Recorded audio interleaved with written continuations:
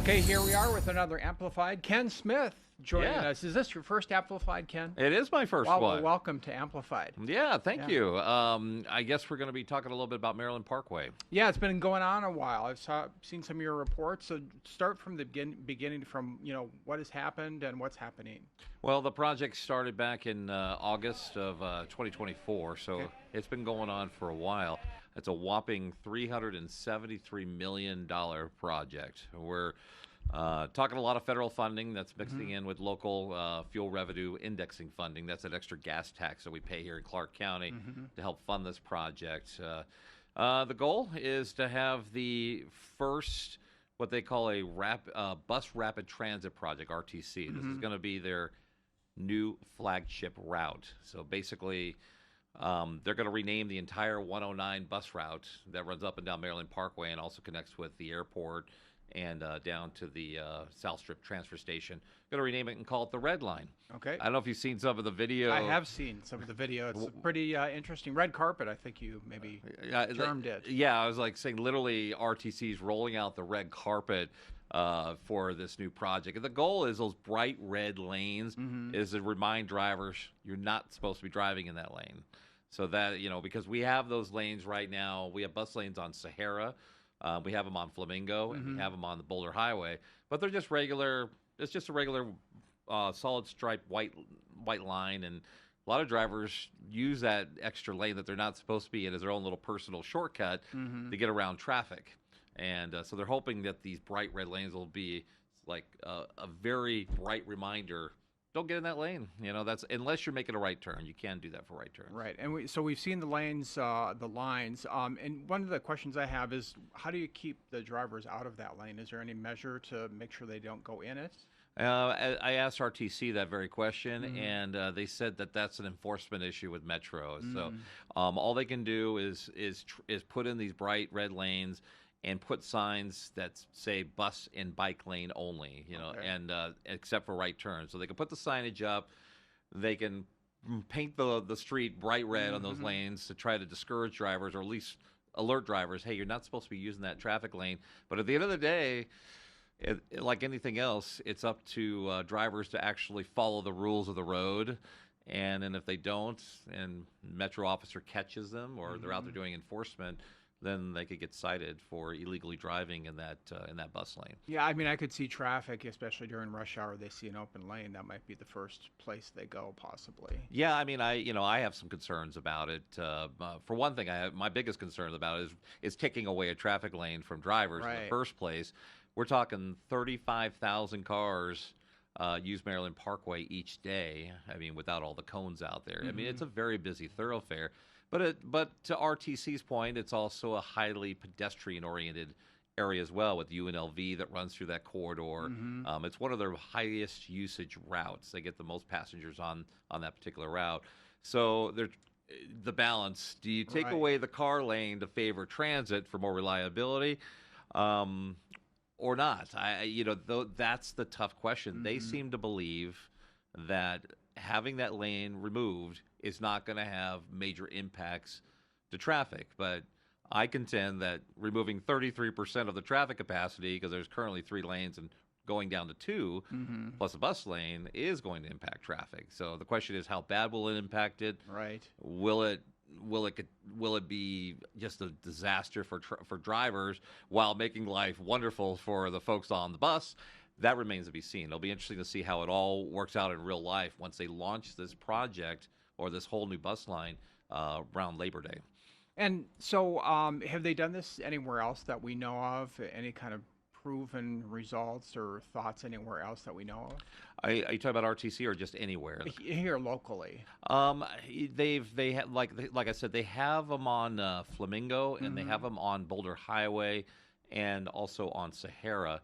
I mean, I honestly don't know whether those have been helpful or not. But what I can say is when I drive on Flamingo during rush hour, especially in the afternoon, places like near Eastern Avenue, traffic is horrendous for drivers. While there's that empty bus lane, that bus is coming, I think, once every 20 minutes on that route. And it's very tempting for drivers to sneak into that lane and try to save themselves a few minutes. It's not the right thing to do, but I can see the temptation sometimes, and Mm-hmm. I sometimes question whether that bus lane should just go away altogether and give people that fourth lane to alleviate some of that traffic congestion.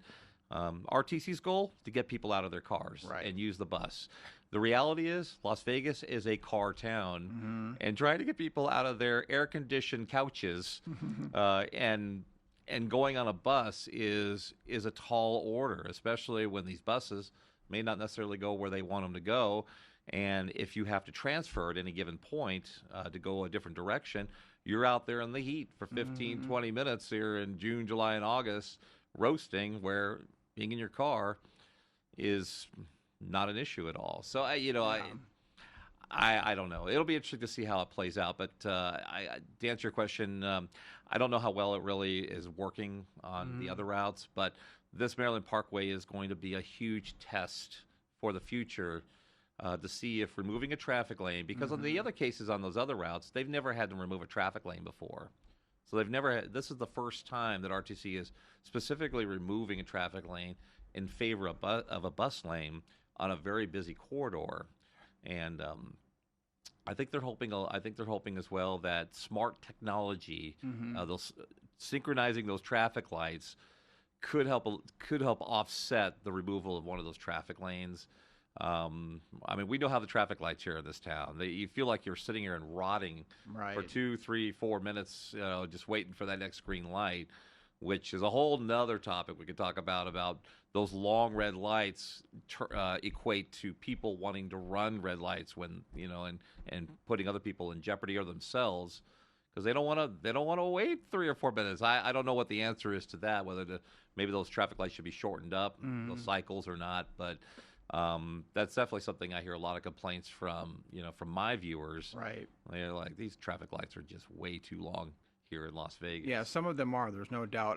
And I guess it's kind of remained to be seen if Metro would do anything. But if somebody went out there and they were consistent about it, I think some people might get the message. But would everybody would be the question. And whether they put signs out there that clearly indicate that, hey, you can't be in the bus lane. Well, I mean, Metro has been pretty consistent on enforcing that very low 30-mile-per-hour speed limit around UNLV, particularly between Tropicana and Flamingo. With that heavy enforcement, people go slow there. And if they also not only enforce that 30-mile-per-hour speed limit along that same stretch, but also enforce people illegally using that bus lane, I think people will get the message. But the key is good, consistent enforcement from Metro. Because RTC can build all the infrastructure in the world. But at the end of the day, if there isn't that enforcement angle, it's not going to matter, and everybody's going to do whatever they want to do. That's true. I'd be curious to hear what Metro says because, again, they're busy. They've got a lot of things going on in this city, and we would see. But, I mean, if people, I've heard from other people, other traffic officials, that fines indeed work on some people. So if they really crack down over there and then people got the message, they saw enforcement over there, again, they saw signs, and it just really got out through us or social media, then people might maybe not go into it. That's a big maybe. I think it'll be a good follow-up story to get out there and see if folks are actually following the rules there and not driving in that bus lane. Now, once again, they can for short distances, and they're even breaking up that red paint near intersections. That's the cue for drivers that are allowed to go in that lane to make right turns. And they can make a right turn into any business along that route. So cars can still make those right turns. They can go across that bus lane. They just can't just drive for a mile. Drive for a mile down the road from Flamingo and Tropicana and use it as their own little personal lane when everybody else has to be in the 2 lanes that they're supposed to be in. So it's going to be fascinating because this is the first of its kind here in the Valley. Throwing that red paint, but apparently they just got recent federal approval to do it. They've been doing it in other cities like New York, Chicago, San Francisco, but they've all been as a test pilot programs with federal highway administration. But now it's been fully approved nationwide, and RTC is giving it a shot. And I'm sure they got other roads that they're eyeing. I know longer term, I've heard that they want to They want to turn Charleston Boulevard into a bus, take away one of the traffic lanes out there on Charleston, which is one of the busiest streets in this town, and turn one of those lanes into a bus lane. That might be problematic, and that road is just so hectic and so busy. There could be pushback from the community, or maybe even potentially the city of Las Vegas on doing something like that, or the county. I don't know. I know with the Reimagine Boulder Highway project, they're doing a first of its kind center running transit for that 7.5 miles through Henderson. That's going to be interesting to see how that works, because a lot of critics out there are saying that's only going to encourage jaywalking now from both sides of the street. Right. But the RTC is designing that project where they're going to have fencing. It's going to be much nicer looking fencing than what they're doing over there at Flamingo and Nellis and Boulder Highway in that area. It's going to be much nicer fencing, but nonetheless, it'll be fencing that will keep pedestrians from wanting to jaywalk until they get to those crosswalks, and kind of corralling those folks to then use crosswalks to get over to the center area to get on the bus. They're saying, along with their road diet, as it's called in the traffic world, where you take away a traffic lane with a road diet, they're saying that will make things safer for pedestrians out there. But, once again, until we see it all go in real life, we'll see how that all plays out. And then lastly, I mean, with the red lanes, I mean, I'm sure whatever research they did, which I'm sure was a lot, and they studied it a lot, could they move them back if it doesn't work? Did anybody talk about that? Maybe they didn't, since they're doing it in the first place. They wouldn't be saying, "Oh, we're going to move it back," even though we're just doing it. But I wonder if that's an option later. Are you saying maybe kind of get rid of those red lanes and go back to 3 lanes? Exactly. I haven't heard any talk about that, but yeah, I mean, I suppose that with a little bit of money and somehow scrubbing off all that paint that they put out there, they could easily restripe it back to 3 lanes each direction and make those 3 general purpose lanes if it turns into a traffic disaster. Anything is possible, right, along with some money, but I have a feeling that they're going to try to stay committed to this particular project, right. Keeping it 2 lanes each direction out there, plus the bus lane, and seeing how it all works out in real life.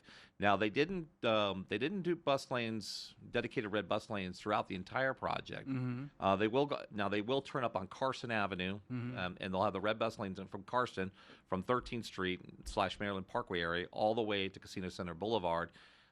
What they've had to do with that, they had to remove some traffic lanes and spots, and also they got rid of all the parking up and down Carson Avenue. I never had a chance to talk to any businesses along there, but RTC's response to my questions about removing parking is that there's other parking behind and near the businesses and nearby that could accommodate everybody. But Carson Avenue is the same street that runs parallel to Fremont Street, which also has no parking. So it could be an issue for yanking all that parking away for those businesses along there.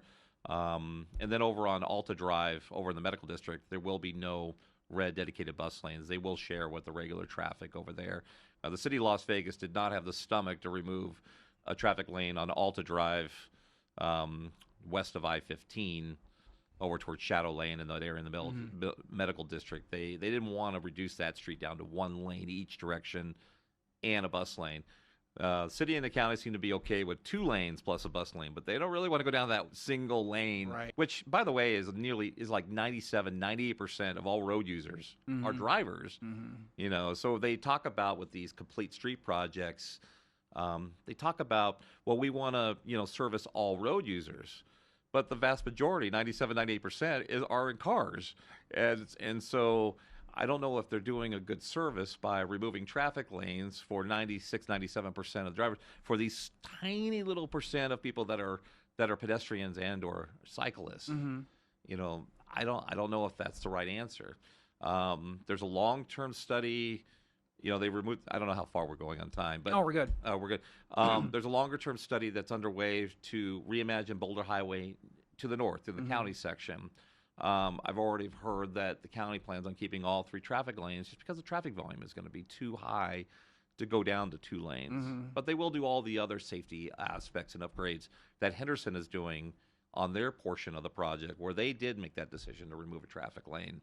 And by the way, the community down there, I mean, at least what I see on social media, nobody's happy with that because of the growth in cadence, the growth in the Three Mines development. That's going to be bunches of homes, and the continued growth in like Las Vegas. With all that growth down in that area in Southeast and Henderson, people think the city is out of their minds, removing traffic lanes on Boulder Highway as all that growth is continuing to go in.